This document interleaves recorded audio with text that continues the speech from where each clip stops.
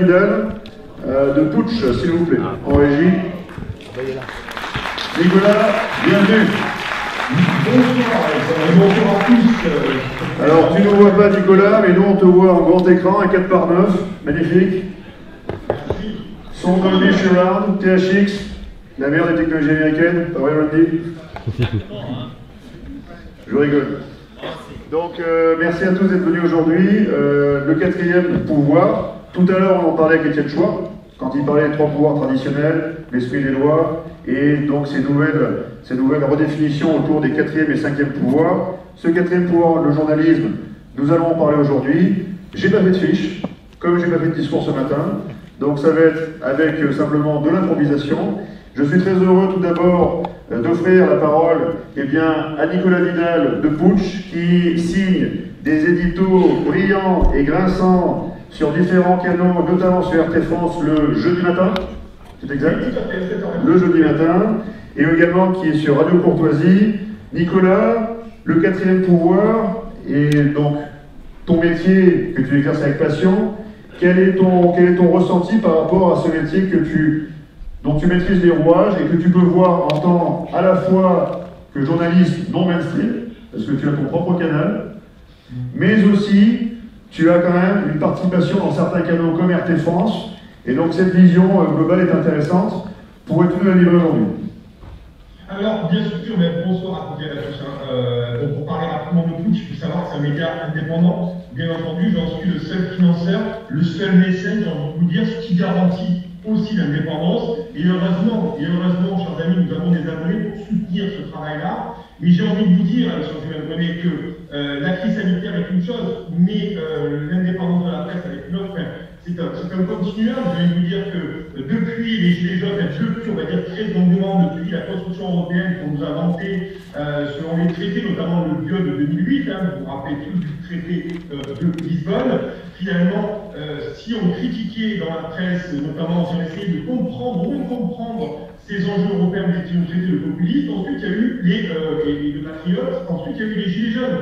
Vous savez, Alexandre, quand on a commencé à traiter dans toutes les Gilets jaunes, nous avons eu le retour des tirs de la vague. C'est-à-dire que nous, aujourd'hui, ce que nous vivons avec la crise sanitaire, en essayant de poser simplement des questions en tant que journaliste, en donnant la parole à tout le monde, nous l'avons connu avec les Gilets jaunes. La répression a été terrible, on a eu une dépression, bien entendu, là-dessus. On a été traité à peu près tous les noms. J'avais défendu, moi, les Gilets jaunes dans une tribune dans le Figaro en 2018, début 2019. Donc vous voyez bien que de suite, on était mis dans une case.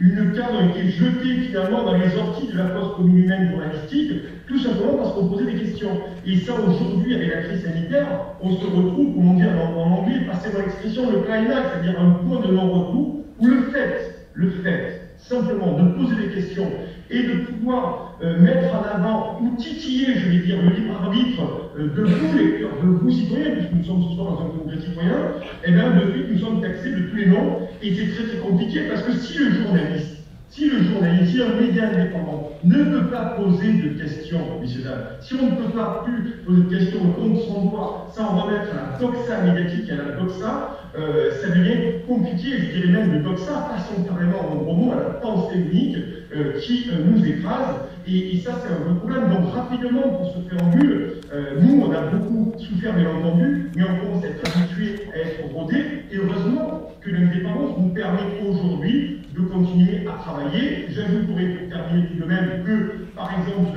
j'ai reçu dans l'émission Putsch Live, parce que YouTube, l'émission qui a accolé à Putsch Média, Idriss Aberkan il y a quelques jours, et la vidéo a été supprimée. Donc vous voyez, la répression est féroce aujourd'hui sur tout ce qui sort finalement des standards de la communauté. De quelle communauté on ne sait pas, de quel standard on ne sait pas de quoi on parle, mais on en est aujourd'hui. Et je vais vous dire pour finir, c'est de plus en plus compliqué pour nous d'être médias indépendants avec très très peu de moyens et de continuer à beaucoup travailler avec peu d'heures de sommeil et de faire une information de qualité et pluraliste. Il n'y a pas de chapelle chez tout, donc c'est d'informer les gens. Voilà, Alexandre. Merci, Nicolas.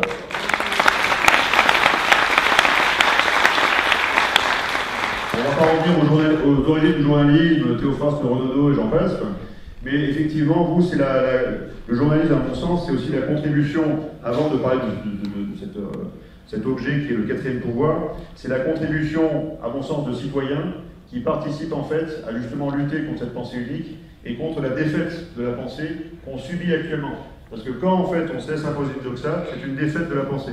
Cette défaite de la pensée, eh bien Mike, tu l'as un petit peu vécu, comme l'a rappelé Nicolas, dans la rue, parce que au type de Gérard Info, eh bien tu as rencontré beaucoup de gilets jaunes. Tu fais partie de ces journalistes de terrain qui ont vécu toute cette réalité qui a été tronquée, qui a été, comme on le disait, avec toutes les stratégies de manipulation, ringardisées, diabolisées, infiltrées, j'en passe.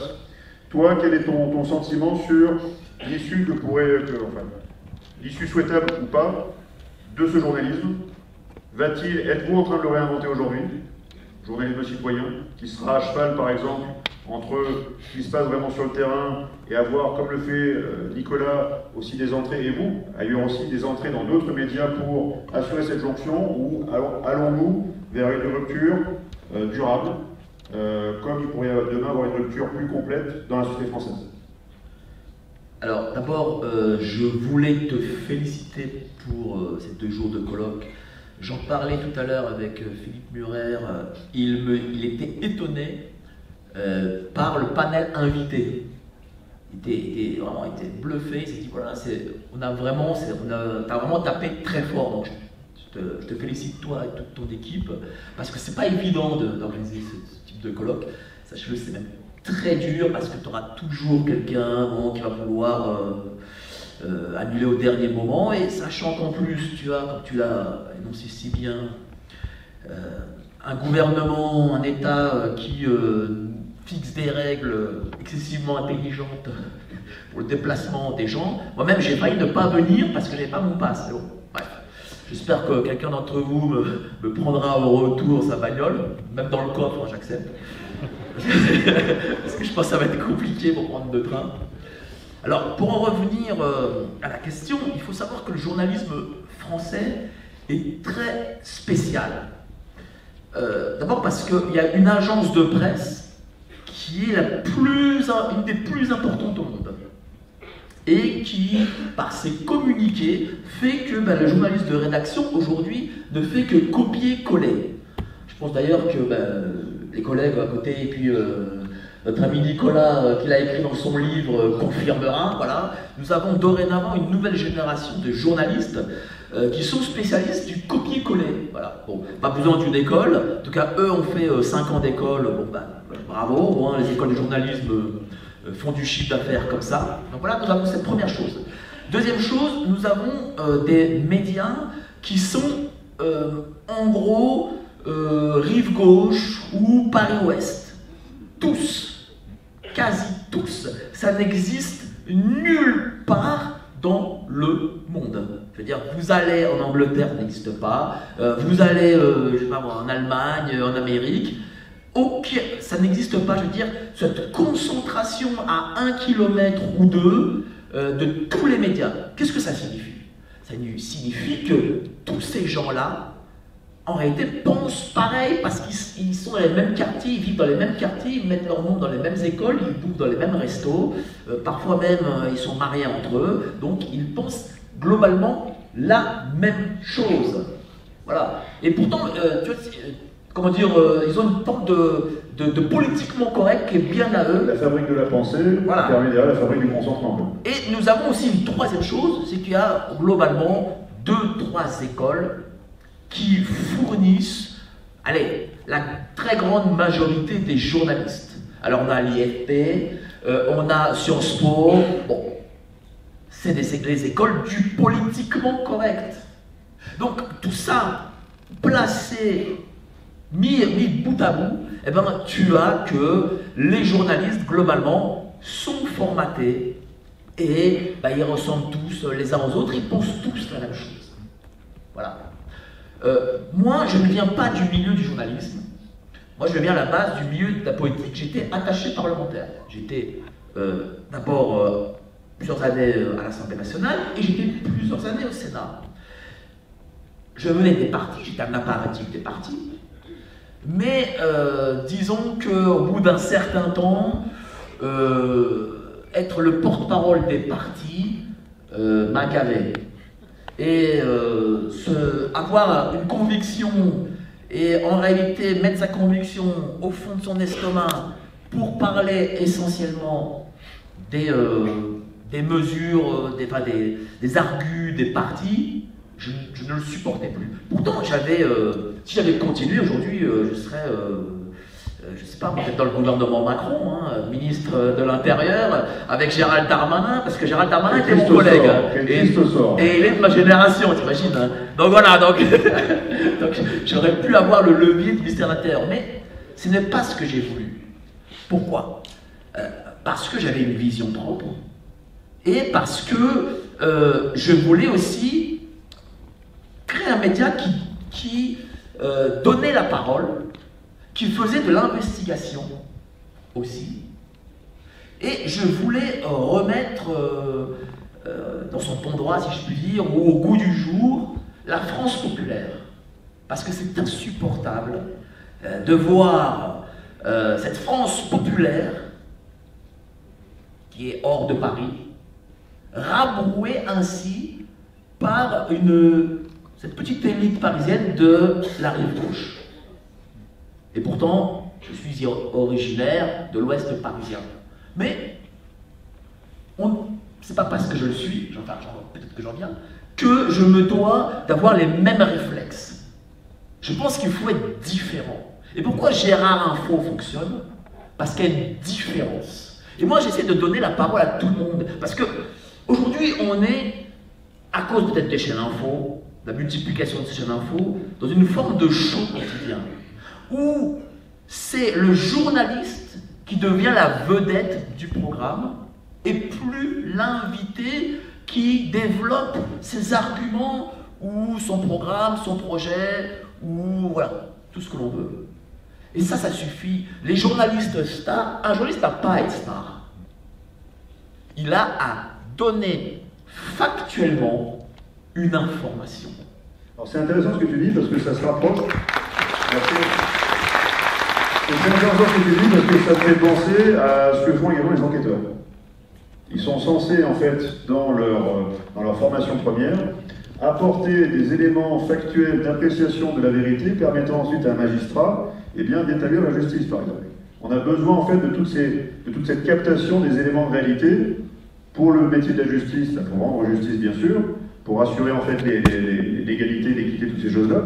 Mais ici, en fait, pour avoir une pensée propre, je vais parler de pensée propre, une pensée saine, pour, en fait, que nous tous, citoyens, ne soyons pas simplement à, excusez-moi, on va peut-être couper à cause de ça, mais à manger du hanouna tous les jours. Parce que c'est pas en mangeant du hanouna qu'on va s'émanciper et faire sortir certains de nos concitoyens qui sont restés du stade de consommateurs et qui ne sont plus citoyens. Et d'ailleurs, c'est ce qu'ils veulent faire. Ils veulent nous ramener du statut de citoyen à celui de consommateur. Un danger, un péril terrible. Alors, on parlait des Gilets jaunes, Nicolas en a parlé, Mike en a parlé un petit peu, et donc ce journalisme citoyen, on a deux personnes ici qui sont sur le plateau. Je vais commencer par Hugues Debotte, qui a un projet très intéressant, qui s'appelle la Concorde TV. Hugues Debotte avait lancé jadis, il y a 20 ou 25 ans peut-être 23 ans. Il avait lancé il y a 23 ans une radio libre qui s'appelait Oxygène, sur Paris, et qui existe toujours, je crois. Voilà, j'ai bien travaillé ma fiche. Et Hugues Debotte porte un projet très intéressant qui est celui, en fait, qui sont plein de projets actuellement qui, je pense, seront convergents. On a écouté tout à l'heure Eric Montala qui était sur Mediazone et avec une autre télé aussi qui est en train de sortir. Hugues Debotte ici a le projet d'une télé dont il va nous parler, nous apporter, s'il le pouvait aussi, son appréciation en tant que professionnel du secteur de ce qui se passe au niveau de ce journalisme, l'ancrage citoyen nécessaire pour éventuellement le renouveler, et quid de ce projet de télé citoyenne qui pourrait voir le jour demain. Merci Alexandre. Sans transition, vous avez la réponse entre les mains, vous avez fait passer une fiche. On est bien avec des fiches. On va pouvoir plier. Bon, moi je suis juriste de formation et effectivement j'ai créé Oxygène, que vous pouvez entendre en venant de Paris, puisqu'elle couvre toute la Seine-et-Marne, et elle est sur l'autoroute qui vient jusqu'à Reims, pour ceux qui connaissent. Et en tant que juriste, j'ai donné un coup de main aux Gilets jaunes, dont j'ai rejoint l'identité, je suis aussi Gilet jaune, je m'en cache pas, pour pouvoir défendre au niveau des droits, du LBD, et on suit maintenant avec la crise du Covid et tout ce qui est atteinte aux libertés. Et à un moment donné, il y a un gilet jaune qui est venu me voir en sachant que j'ai été patron de radio. Il me dit, écoute, il y a un problème parce qu'il y a une charte qui s'appelle la charte de Munich qui n'est pas du tout respectée. Alors, paradoxe, on peut être patron de radio et ne pas forcément la connaître. Et surtout, on a constaté ce gros décalage qu'il y avait entre ce qu'on voyait à la télé, enfin, les télés nationales, les télés Popcom, comme moi je les appelle, et ce qu'on voyait dans la rue, en fait, vraiment. Et avec les informations sur le Covid et tout ce qu'on vit depuis maintenant 1 an et demi, le décalage est tout aussi énorme entre les mensonges et les perroquets qui répètent en boucle comme des bons animateurs de télévision. Je n'appelle pas ça des journalistes. Donc, on a commencé à réfléchir dès août 2019 à comment pourrions-nous faire. Et à un moment donné, j'ai rencontré Sylvain Baron, qui lui aussi savait que j'étais patron de radio et qui lui voulait envahir Radio France et France Télévisions pour faire passer un message, un peu comme la prise de pouvoir à Madagascar, qui procédait ainsi. Et je lui fais, tu vas faire quoi une fois que tu es dedans? Il me faut une grille de programmation. Je fais, ok, donc tu pourrais t'en occuper, c'est ce qu'il m'a demandé de faire. Et on a créé une équipe qui, pendant 6 mois, jusqu'au confinement, a bossé sur le concept de la Concorde, qui donc a pour ambition d'être la première télévision citoyenne, nationale, coopérative et collégiale, sans investisseurs, sans patron.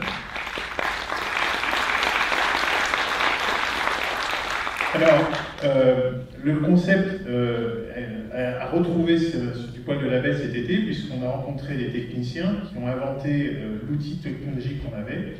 On a rencontré aussi sur Marseille des personnes qui ont des procédures juridiques pour récupérer des fréquences réservées aux citoyens, afin de pouvoir être sur la TNT, sachant que pour être sur des box, c'est pas quelque chose de très compliqué non plus. Et on est arrivé à un moment donné à réfléchir sur l'osmose entre les citoyens qui pourraient ramasser tout le pollen de l'information, c'est pour ça que notre logo c'est des alvéoles d'abeilles, et que des professionnels qu'on est en train de rassembler en ce moment transforment sous forme d'information fiable, indépendante, transparente, à la disposition de tout le monde. Donc ce n'est ni le service public qui est au service du pouvoir et des oligarques, ni le service privé qui est tenu par quelques milliardaires. D'ailleurs, à la même époque, il y avait l'analyse faite par Acrimed, l'association de critique des médias, qui avait fait un organigramme pour nous expliquer ce que beaucoup nous savons aujourd'hui, à savoir qu'il y a 9 à 8 ou 10 milliardaires qui détiennent tous les médias de France, sauf, on l'espère, des médias comme le nôtre. Donc voilà, on travaille là-dessus. On a bien évidemment, surtout le 24 novembre dernier, organisé un certain nombre de tables rondes, comme on a pu, une à Paris, 2 à Paris, une à Marseille, et avec des radios sur Grenoble, Metz et Strasbourg, pour discuter sur l'éthique du journalisme et son indépendance et son autonomie. Alors c'est vrai qu'il y a un vrai problème entre la connivence. La question c'est, est-ce que le journalisme est corrompu? La réponse est dans la question en fait, mais ça dépend de qui on parle, tout simplement. Donc nous on veut relancer le débat citoyen, puisqu'il n'y a plus de débat, et ça c'est le premier des problèmes. Relancer le sens de la critique aussi, puisqu'on ne se critique plus, c'est une pensée unique. Libérer l'expression, les libertés d'expression, pouvoir aussi s'exprimer, et aussi permettre de promouvoir la diversité des avis. Et aujourd'hui, sur la toile, il y a énormément de productions qui sont éparpillées dans la nature, que l'on pourra, dans un premier temps, simplement rediffuser, et ensuite, au fur et à mesure, en montant en puissance tout doucement, nous apporterons nos propres programmes construits avec les citoyens et avec un maillage national, département par département. Voilà le projet qui vient des citoyens, qui vient de journalistes indépendants. Il y en a encore, heureusement. D'ailleurs, il y a Marc qui fait partie aussi du projet. Et il y a une agence indépendante de journalistes, l'association ACID, qui se trouve dans le sud de la France, qu'on a rejoint, et qui rassemble justement des journalistes comme ça, pour pouvoir promouvoir l'information et avoir la garantie que ce sont les citoyens qui la tiennent, et pas le pouvoir, ni les oligarques. Voilà. Merci. Très belle initiative. Je pense qu'on a l'air en fait, c'est autant de composantes, et les médias en font partie, le journalisme en fait partie, c'est une des composantes qui colle un petit peu à l'état de conscience collective dans lequel nous rentrons, où eh bien, il y a une reprise en main par le citoyen de sa destinée, politique à terme, mais il faut que ça passe bien évidemment par sa reprise en main responsable de ces outils de pensée. Et pour penser, il faut bien sûr, alors il faut des télévisions de qualité, il faut des radios de qualité, mais il faut aussi des revues de qualité. Le journaliste, c'est aussi du journal, et ça existe toujours. Et ici, nous avons Marc Daoud de Nexus, que je vous demande d'applaudir. Et qui a d'ailleurs, j'ouvre une parenthèse que je referme tout de suite, a réalisé récemment une vidéo très intéressante avec Alexandre Boisson, qui est un ancien policier du GSPR, très intéressante, justement avec l'initiative sur les élus. Nous reparlerons demain des élus dans la tourmente. Et donc, Marc, pour rebondir sur tout ce qu'ont dit tes collègues de travail, qu'est-ce que tu penses, toi, de la... Parce qu'on s'est aperçu, en fait, que, comme on en parlait avec Cinétotique tout à l'heure, la corruption lente de tous les outils, et on voit les investissements, alors pas faramineux, parce que c'est une petite industrie, mais à raison de millions et de dizaines de millions qui ont été déversés sur les différents grands médias français, quel pourra demain être l'avenir des revues comme les tiennes? Et est-ce que la mécanique est encore possible pour que des journalistes comme toi et comme d'autres fassent ce travail avec en face une industrie qui est un léviathan en fait, qui pourrait nous écraser? Quand on parle de rouleau compresseur, on parle de rouleau compresseur des citoyens, mais c'est aussi un rouleau compresseur économique qui étreint tout le monde. Toi, quelle est la clé pour que demain, le journalisme vive encore à travers tous les canaux possibles? Alors, déjà, ce que je trouve intéressant de rappeler, pour ma part, c'est que j'ai raté mon concours d'entrée à Sciences Politiques. Et ça, c'est vrai qu'avec le recul, je me rends compte que j'ai de la chance d'avoir raté mon concours. Parce qu'effectivement, la corruption intellectuelle commence là. C'est une toute petite corruption. C'est vrai que c'est gentil à l'époque quand on est étudiant et qu'on nous assène du matin au soir, qu'on va être la future élite du pays, ce que je savais pertinemment que je ne serais pas, mais quand j'étais étudiant en prépa Sciences Po, c'est ce que j'entendais très souvent. Donc c'est vrai que c'est quelque chose qui commence très jeune. Et c'est à partir de là que se forge, ce que tu rappelais tout à l'heure Mike, une sorte de communauté géographiquement très localisée. D'ailleurs ma prépa était dans l'ouest parisien, dans le 16e. Et ça donne une sociologie de journalistes, une typologie de personnes qui se ressemblent, qui apprennent les mêmes codes, les codes que je n'avais pas du tout, et ce qui a fait que je n'ai pas du tout et de très très loin réussi le concours. Mais j'ai pu au moins découvrir, grâce à cela, grâce à ces 2 années passées à essayer de croire que je pourrais intégrer ces cursus-là qui sont, c'est vrai, prestigieux, en tout cas à l'époque je le croyais. Ça m'a permis de côtoyer les gens qui allaient réussir par la suite, les gens qui avaient ces codes et qui voulaient nous les transmettre. Il n'y a pas trop de place à la critique et à la dissonance intellectuelle. C'est vrai que tout est fait pour qu'on soit assez lisse, assez réactif et assez formaté finalement. Bon, ça m'a permis d'avoir des bases très intéressantes dans plein de domaines et j'ai pu utiliser ce qu'il y avait de bon là-dedans et laisser le moins bon de côté. Mais pour revenir sur le côté sociologique, géographique, effectivement, on a cette particularité dans ce pays, c'est que tout est concentré dans un tout petit espace et tous les gens se côtoient et se connaissent, se parlent, se fréquentent les mêmes lieux. On a un écosystème intellectuel et social qui vraiment est presque à huis clos, en vase clos, et qui entretient une sorte d'incapacité à aller voir au-delà. Voilà. Ensuite, sur l'aspect financier et industriel, c'est vrai que derrière, on a bien compris le pouvoir d'influence qu'ont les grands médias sur la fabrique du consentement. Et effectivement, comme tu le rappelais, Hugues, par rapport au fait qu'il y a 9 milliardaires qui possèdent 90% des plus grands médias de ce pays, on comprend bien que ce n'est pas pour le bénéfice et les dividendes à la fin de l'année, parce qu'ils sont tous déficitaires. Ils sont tous, en plus d'être subventionnés par le privé, subventionnés par le public. L'État verse des millions et des millions à chaque grand journal, Le Monde, Le Figaro, Libération. C'est d'ailleurs des données qui sont accessibles et qui montrent l'ampleur de ce que ça coûte de maintenir une industrie de la fabrique du consentement. Ça coûte très cher. Nous, heureusement... C'est pas rentable d'ailleurs, cette fabrique. Comment? Parce que s'ils réinjectent de l'argent, c'est qu'elle n'est pas rentable, parce qu'il y a eu un décrochage progressif des gens qui recherchaient en fait de la matière à penser, de la matière à contradiction, de la matière à dissonance, comme tu dis. Et donc en fait, c'est une industrie qui est simplement sous perfusion, C'est ça. parce que c'est du contrôle. C'est du contrôle, on vend de la pub, hein, d'ailleurs ils ont de la pub. C'est-à-dire qu'en plus de la pub, de la subvention publique et privée, ils sont déficitaires. C'est vraiment ahurissant.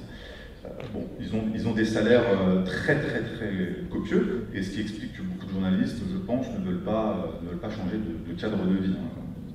On peut le comprendre. C'est vrai qu'on est loin de la charte de Munich, on en parlera un petit peu tout à l'heure. La charte de Munich d'ailleurs qui a fêté son cinquantenaire. Ouais, c'est le 24 novembre dernier. 50 le 24 novembre dernier. C'est cette occasion-là en fait que Hugues de Botz avait donc réalisé une série de tables rondes avec et Marc aussi, et Françoise qui est dans l'assistance aussi, avait réalisé une série de tables rondes tout en France pour célébrer cette charte et en même temps essayer de réinsuffler l'esprit renouvelé de cette charte en fait. C'est ça. Et poser des bonnes questions aussi. Exactement, et un des devoirs de la charte, le 9e, c'est ne pas confondre le métier de journaliste et publicitaire et propagandiste. Voilà. C'est vrai que les médias ne respectent pas ce point.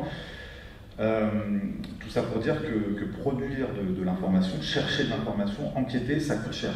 Ça coûte cher parce que ça demande du temps, tout simplement. Et pendant ce temps-là, il faut payer les gens pour qu'ils vivent, pour qu'ils se déplacent, pour qu'ils rencontrent d'autres gens, pour qu'ils puissent... voilà.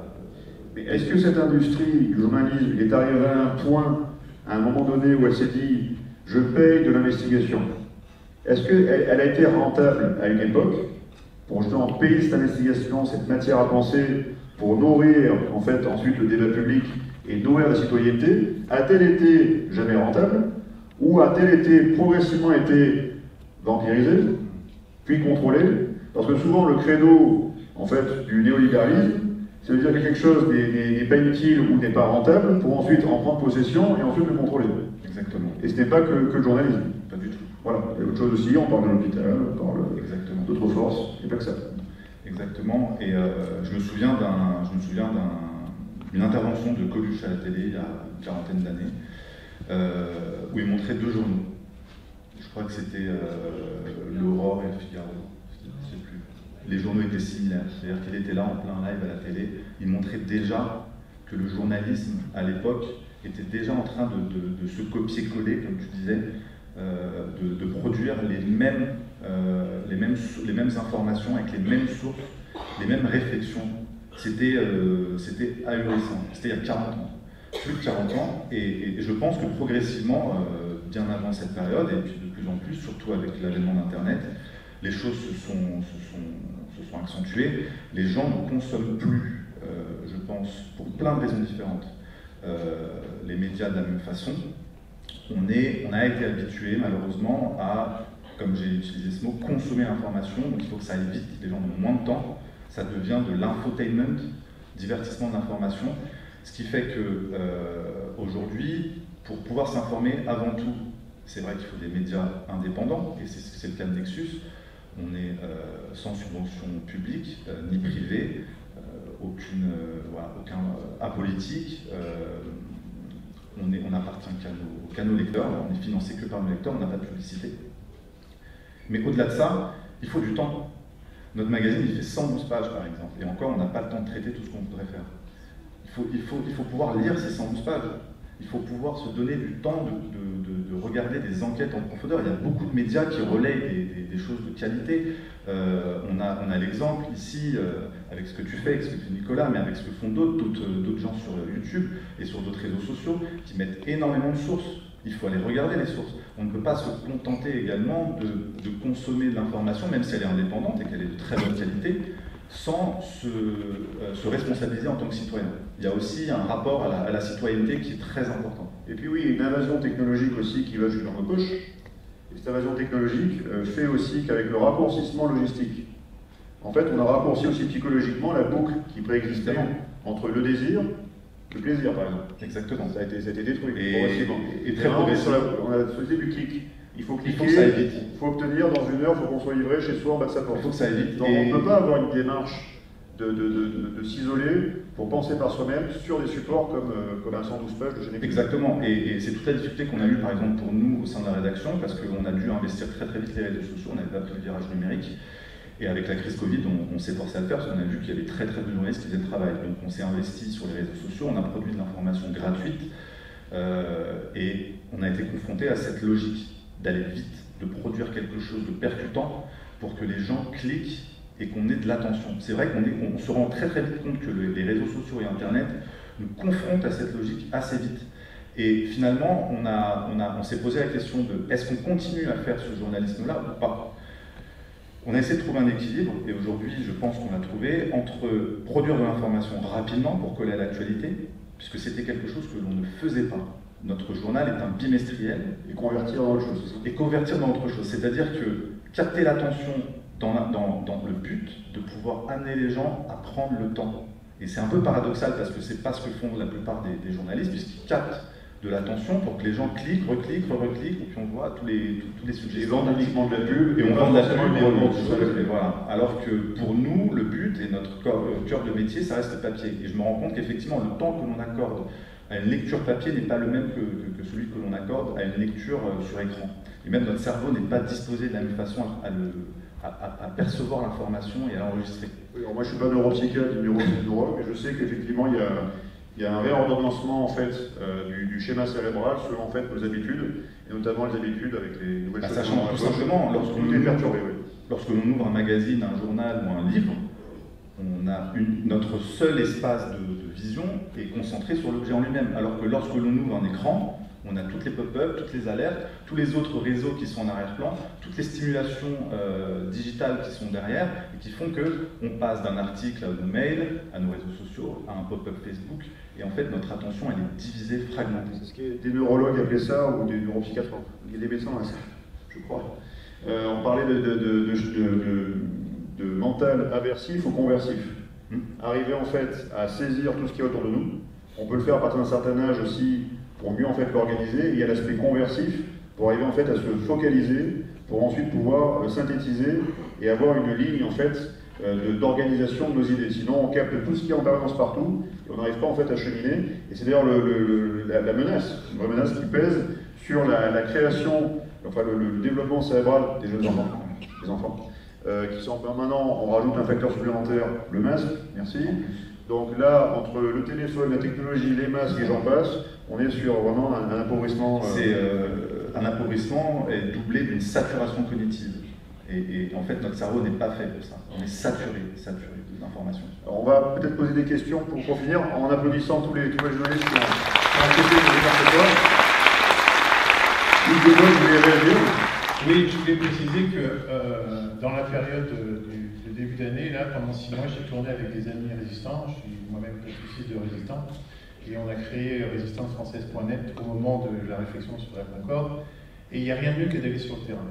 On a tourné 2 fois dans toute l'Occitanie, 2 fois en Bretagne, 1 fois dans le Grand Est. Et la rencontre avec les citoyens, c'est ce qui nous a convaincus et renforcés dans l'idée que pour contrer cette machine qu'on a sur nous, mais on pourrait l'inverser, la machine, ces machines, en fait, elles développent l'atomisation, le sentiment de solitude. Et quand on est allé voir les gens sur le terrain, les citoyens, les dissidents, les résistants, c'est nous qui leur apprenions qu'ils avaient des voisins qui étaient avec eux, et on a tricoté, en fait. Ils sont sortis du sentiment d'isolement par la rencontre physique. S'il n'y a rien de mieux, regardez, là on est devant vous, on vous distribue un document, on peut discuter après, c'est ça qu'il faut faire. Et le projet de la Concorde, c'est pas simplement un outil technologique, c'est qu'il y a un maillage humain derrière qui doit se construire et qui est déjà préconstruit, où en fait les citoyens vont devoir discuter autour d'une table, se rencontrer, débattre, critiquer physiquement, pour ensuite être traduits sur les médias. Parce que le système des téléphones portables, c'est de la passivité, quoi qu'il en soit. Là, l'idée qu'il faut redévelopper pour réhabiliter tout ça, c'est que ce soit un système réciproque qui fonctionne dans les 2 sens. Et la bonne nouvelle, c'est que la technologie qui a été développée va le permettre.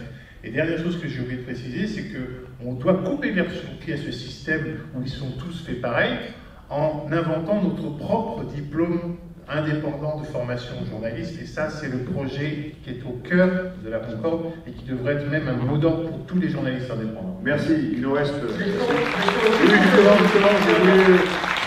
on laisse la parole à Nicolas parce que nous aurons ensuite un coup ici, donc les personnes qui sont en présentiel eh bien, pourront continuer à échanger bien sûr avec vous tous ici, dans la salle humide, ou la salle où on pourra voir certaines choses. Et Nicolas, toi qui es à distance, souhaitais-tu rebondir sur quelque chose? Oui, je voulais rebondir parce que le sujet de la table ronde, c'est le quatrième pouvoir. Et je voudrais quand même qu'on passe rapidement pourquoi ce quatrième pouvoir.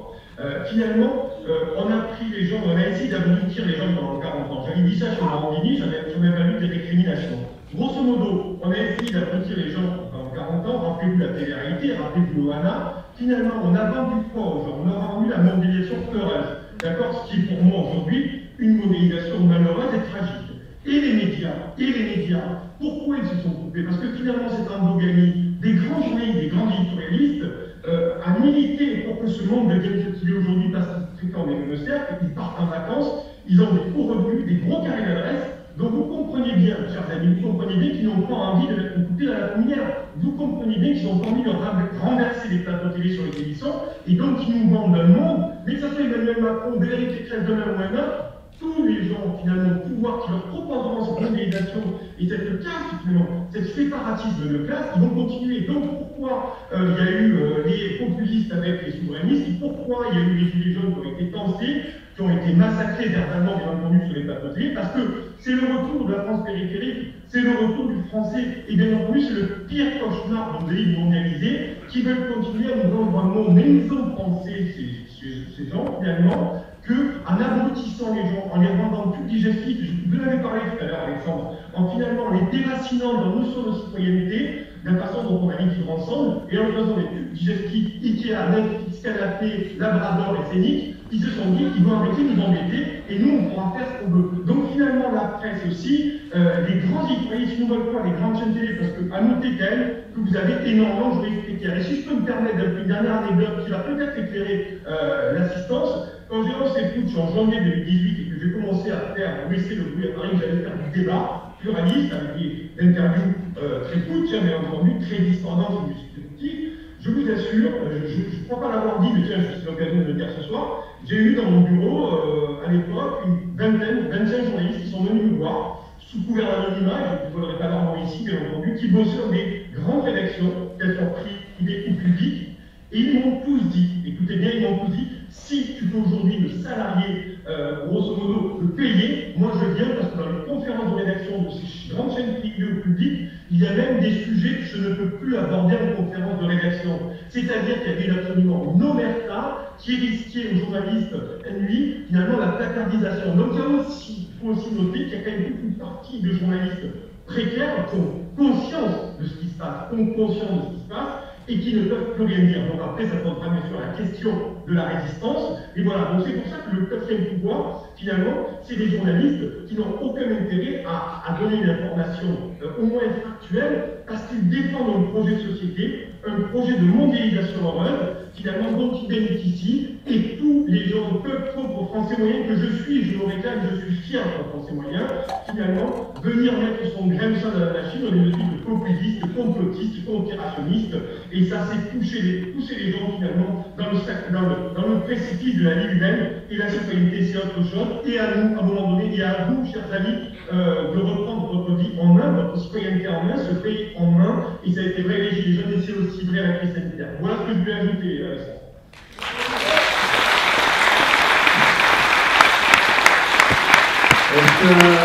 Un dernier mot, moi, 2 minutes, et on remercie aussi Mike Borowski qui est toute l'animation des plateaux également. Merci. J'avais quelque chose d'assez bref, mais dont on n'a pas à dire, mais dont on n'a pas parlé, et c'est un danger, un vrai danger. C'est l'association des GAFA avec les fact-checkers. Alors ça, c'est un danger excessivement important. Pourquoi? En quoi ça consiste? C'est-à-dire que les GAFA payent les rédactions qu'ils ont choisies, c'est-à-dire Le Monde, l'AFP, Libé, 20 minutes, et je crois que j'en oublie pas, je ne pense pas. Peut-être aussi celle de France Info. Mais les payent, je crois, 3 000 à 4 000 euros par article pour fact-checker des informations factuelles, mais qui ne viennent pas de leur créneau. Parce qu'il faut savoir que le journalisme, aujourd'hui, c'est un monopole. Enfin, je veux dire, non, pardon, donner de l'information est un monopole des journalistes mainstream. Et ce monopole, ils ne veulent pas le perdre. On a accusé les GAFA de faire élire Trump ou d'autres. Donc du coup, ces deux entités se sont associées pour, dès qu'il y a une voix dissonante, dire voilà, ah non, l'article est faux, on fact-check. Et dès que l'article est jugé faux par un média, sachant que c'est pas comme au tribunal, tu n'as pas de droit à un appel. C'est-à-dire que si Le Monde écrit que, allez, je sais pas, Madame Henrion, professeur Henrion Code aurait dit une erreur, eh bien c'est le journaliste qui n'a pas de diplôme scientifique qui dira oula, Madame Henrion Code, vous avez écrit une erreur, c'est faux, et son article sera supprimé et après banni des plateformes, de toutes les plateformes. Donc cette information qu'aurait pu avoir Madame Henrion Code, elle ne passera plus. Voilà, au détriment de l'information mainstream. Parce que elle sortira une info ou d'autres, et bien le journaliste dira non, mais non, c'est faux. Et donc par conséquent, si c'est jugé faux, le lecteur dira c'est faux. Parce que Le Monde et l'AFP ont écrit et Facebook et compagnie disent que c'est faux. Donc cette information est fausse. Ça veut dire que professeur Montagnier, lorsqu'il parle de la manipulation du Covid, comme il a été fact-checké, eh ben on dira, mais non, mais attendez, Le Monde a dit que c'est faux, Le Monde a dit professeur Montagnier est fou, c'est faux, ok. Le lecteur, la plupart des lecteurs diront que c'est faux. Ils ne chercheront pas à vérifier. Parce que ça aussi, il faut apprendre aux lecteurs à vérifier une information. Moi, je vais te dire, j'ai balancé nombre d'infos où le mec, il avait le lien du fact-checker, il disait non, Samuel Laurent a dit que c'était faux. Donc ça veut dire que c'est faux, parce que Samuel Laurent, grand scientifique de la rédaction du Monde, qui sait tout, a dit que c'était faux. Voilà, donc ça aussi je pense que c'est quelque chose qu'il faut apprendre dans les écoles, c'est-à-dire comment chercher l'information. Mais il faut aussi arriver je ne sais pas comment, mais à casser ce fact-check, enfin je veux dire ce monopole du fact-checking. On a des outils qui sont assez puissants en France d'ailleurs. Il faut changer de plateforme. Il faut changer de plateforme, et on a des outils aussi, des méthodes séculaires. On a des méthodes séculaires en France qui existent, qui ont fait leur preuve, qui s'appellent le doute. Ça nous a été donné par Descartes. Le doute. Quand parfois je réagis sur Facebook, différentes choses, je dis mais est-ce qu'il vous arrive de douter de ce qu'on vous livre comme information, comme nourriture presque? Nicolas Vidal parlait de nourriture, toutes les tubes digestifs pour certains, c'est quelque chose qu'on doit ingérer ça. Est-ce qu'il vous arrive de douter? Pas de cartésianisme, pas ça du tout. Mais le doute, cette méthode de doute, de remise en question systématique de ce qui est offert comme vérité. Et c'est pour ça que la France, alors on parlait tout à l'heure un petit peu géopolitique et économie, pose un si grand problème aussi au monde. C'est pas par nombrilisme que je vous dis ça, c'est parce que la France comporte un génie. Ce génie est dans son peuple et dans son territoire, c'est sûr, mais dans tous les acquis aussi qu'on a en France, on ne parle pas de théophraste, on va parler de Descartes, cette méthode pourrait demain, tout simplement, si elle était offerte, pas offerte, mais on va dire, redonner à chaque petit enfant et adolescent ensuite les outils nécessaires pour avoir des filtres cognitifs. Si vous faites demain bombarder dans une guerre de l'information, de la propagande, eh bien, si vous n'avez plus de filtres cognitifs, tout rentrera comme dans un moulin. Et à partir de ce moment-là, vous serez le sujet, vous serez l'esclave de tout ce qu'on vous servira sur un plateau.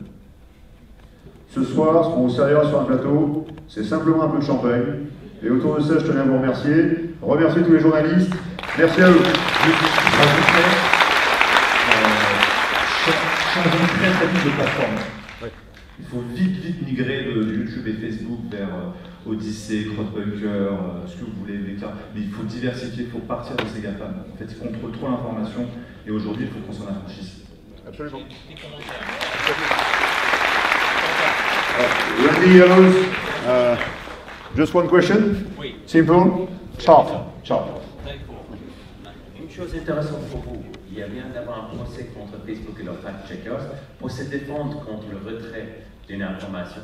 Ils se sont dit que c'est un avis, c'est une opinion. Donc ils ont reconnu qu'il ne s'agit pas d'un fait reconnu pour une défense devant les juridictions américaines. Ils ont dit que les fact-checkers pour se défendre contre la responsabilité financière, ils ont dit que c'est un avis, une opinion. Donc c'est très important. Donc chaque chose, il faut suivre. Je sais que c'est pas facile, mais il y a des choses qui se passent. Je vais te répondre. Je trouve que je suis en procédure avec Facebook. Mon avocat, mais ça a été très compliqué. Parce qu'il faut savoir que, par exemple, les GAFAM, en France, lorsque, c'est pas moi, on parle de Facebook France, Facebook France est une entité en gros qui n'existe pas. Il faut passer par l'Irlande. Bon, il se trouve que l'Irlande protège énormément les GAFAM, dans le sens où il faut faire un acte en anglais, envoyer ça avec un huissier anglais, qu'à la frontière, pardon, l'huissier irlandais, qu'à la frontière, l'huissier irlandais peut être arrêté, je ne sais pas pourquoi, il ne peut pas déposer l'acte. Donc nous avons réussi à porter plainte, à aller au tribunal de commerce contre Facebook. Donc l'affaire sera jugée très bientôt. Malgré tout, ça nous a mis 2 ans. Je sais. Bravo.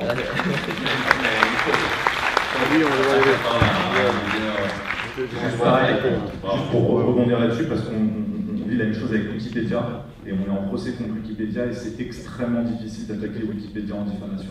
Voilà. Oui, parce qu'on est